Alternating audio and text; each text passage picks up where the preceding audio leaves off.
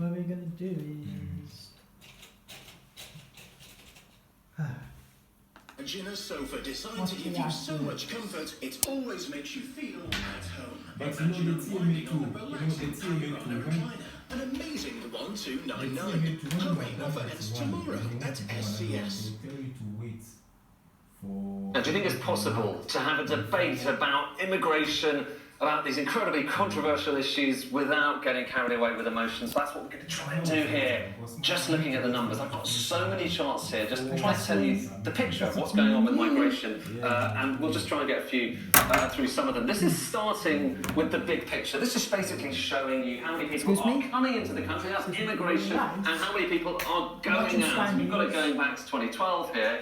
And when people talk about net migration, what do they mean? They basically mean they take that bit away from that bit. So a number of people leaving away from the number of people coming in, and you get a net figure. It's usually positive, or at least it's positive in recent years, but sometimes it can be negative as well. And that number is up to, or at least it was up to a few years ago, 2023, it was up to about 900,000. And when you think back a few years to when David Cameron was talking about bringing it down to the tens of thousands, well, we are so far beyond that. And it's worth just saying, although it looks like it's coming down, worth treating that with a little bit of caution, because these numbers get revised quite a lot. They're provisional, at least. The last few quarters are provisional.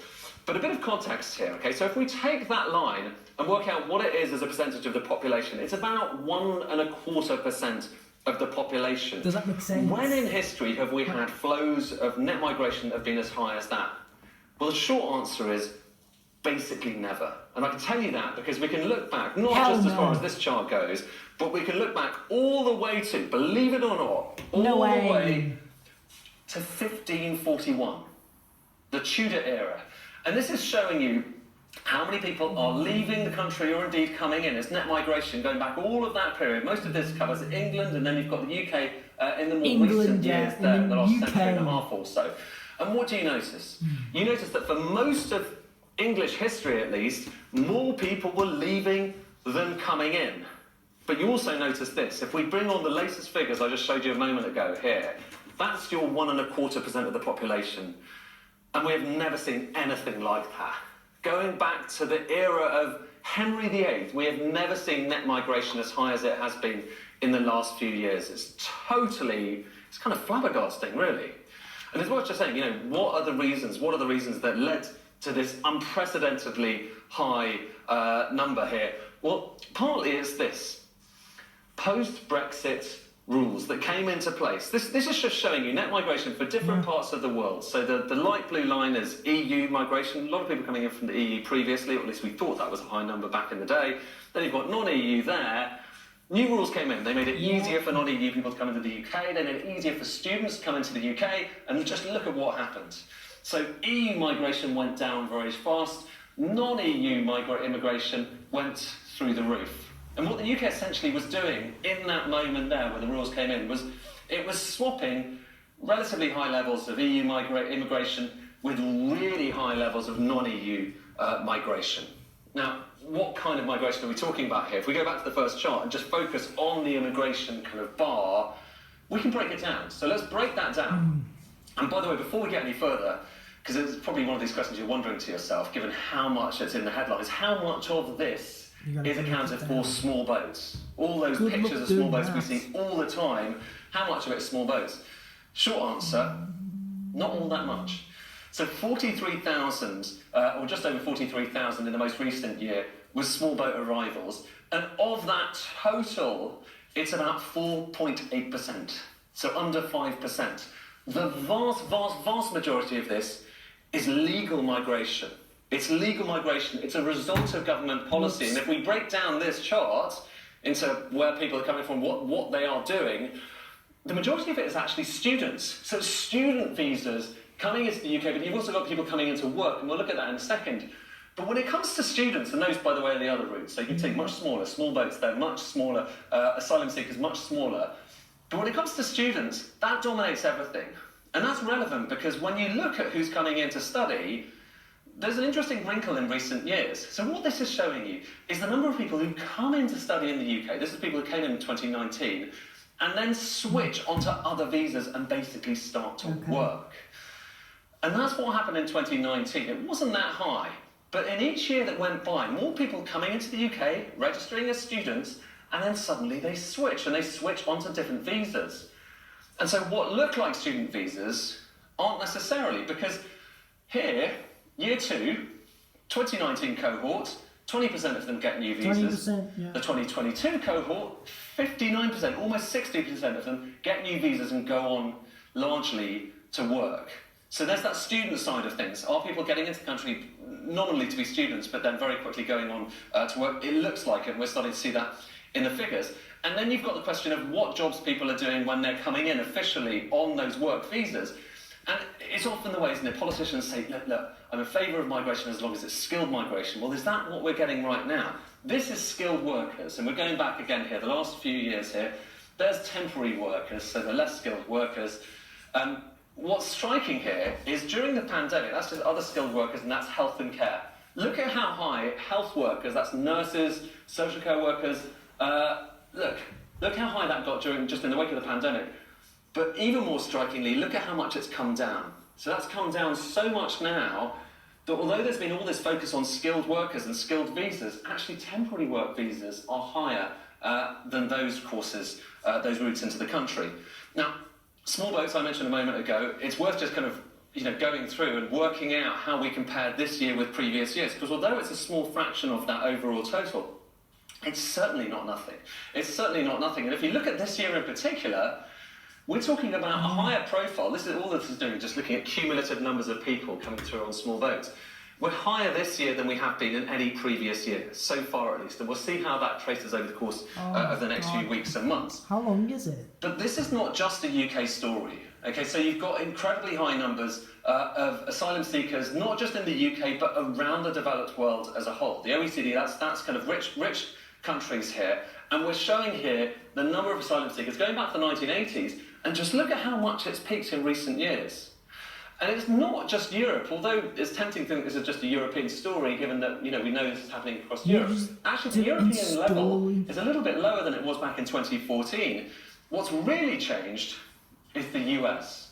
So it's the southern border of the US, and an incredibly tall spike there in America, and I'll come back to that in a moment. States. But just remember, this is not just a UK-specific story. We're seeing flows of migrants around the world due to all sorts of factors. And again, it's tempting to believe, the UK is facing it more than other countries. That's certainly the case when it comes to Japan, overall migration. So that's overall France. migration. The UK, one of the biggest in terms of seeing immigrants into the UK. Looking at student migration, the UK is the biggest. So more immigrants coming across to the UK to study than any other country around the world. But now watch that red bar and we'll look at asylum seekers. Yeah. Oh, god damn it. Some adverts. So why wouldn't you want it to last a bit longer? Why would you want the adverts to come?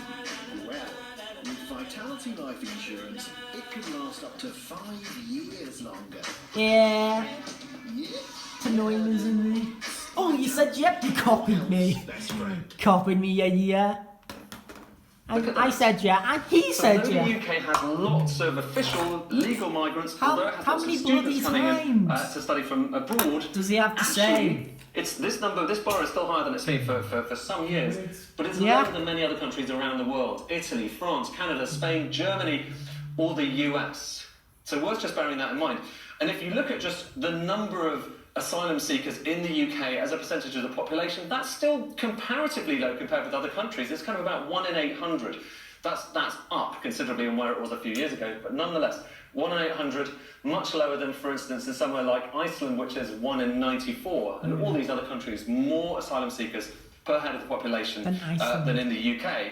But one thing that definitely has changed recently is the likelihood, if you're an asylum seeker, the likelihood that you will be granted permission to stay. And this is basically showing you that the change in the likelihood of asylum seekers getting permission to stay in the country, the UK has got higher than most other countries around the world, 600% up in terms of approvals to remain in Britain. And you see that kind of in another kind of form here. This is showing you the percentage of people who are returned. So asylum seekers who come in the country and then get told they have to leave.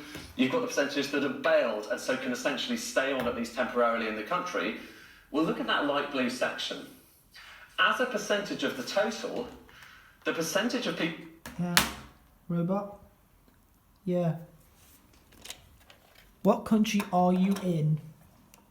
So, are you in Spain, France, Japan, or United States?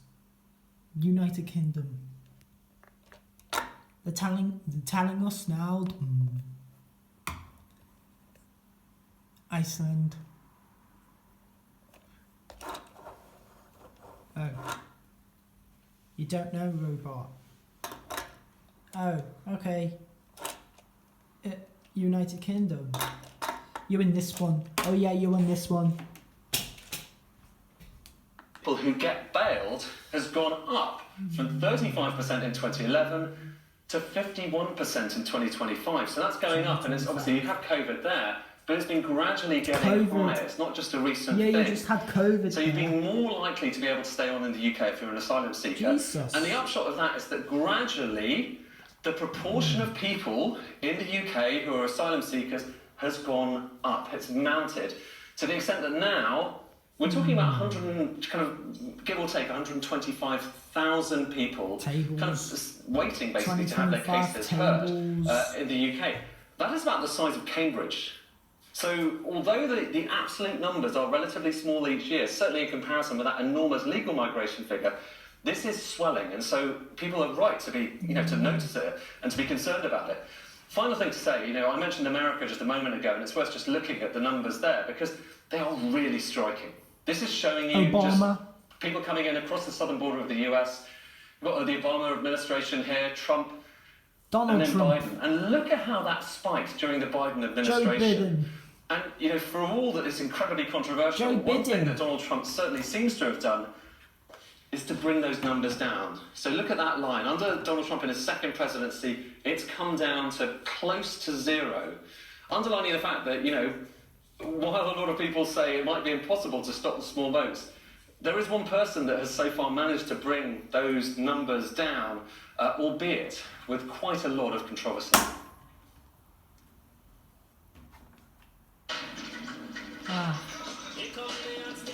Some adverts again.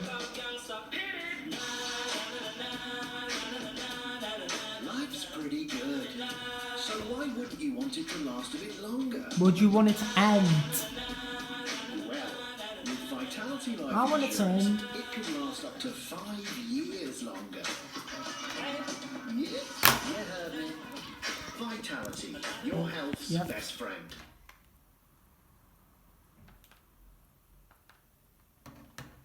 There you go, guys. Ending now.